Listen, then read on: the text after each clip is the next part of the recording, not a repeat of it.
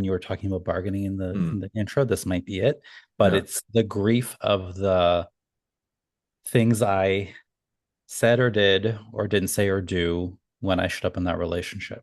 Yeah. And that comes with a lot of shame and regret. So it's like real heavy. When I think to the Yeah. heaviest moments of grieving a relationship, a lot of it's on me. Like it's my fault. If only I did this better. If only I said this when I should have said that. Like, it's just Yeah. this, "Oh, if only I did that. If only I showed up better. If only I was better."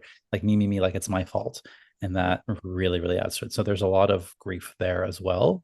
But I think to your point, it's actually true. Like I could have been better. I did make mistakes. Absolutely. And that's the part that hurts the most because I'm not making this shit up. Like I could have been a better partner. I could have showed up in a better way. Yeah. Yeah, I get it. And I also know the wisdom of that is, you know, there you need the plug, you need the socket, right? So the people that were drawn to you, they needed the medicine that you were bringing, which was whatever, right? Whatever you felt like you weren't enough in, that other Yeah. person needed to have that experience of you not being enough because it brought up whatever something in them. So I do think that we're all dancing in these relationships and trying to find our way to love.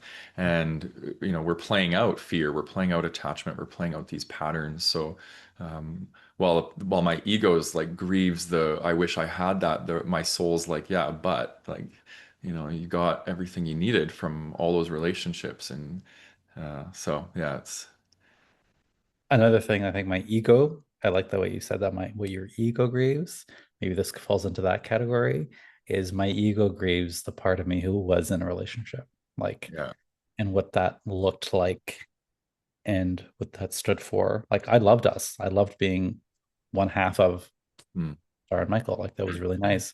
And that identity of like, I'm in a relationship. Here's my partner. Like all of Yeah. that. Like I love pictures of us together. I loved showing up together. I loved like showing them off and all that stuff. Yeah. I still think we look great together. When we take a picture, I'm like, oh, we are so fucking hot together. And we had a great relationship. So again, that maybe that's ego, maybe that's just the way it looks, but I mean, I think there's something to be said for that. Yeah.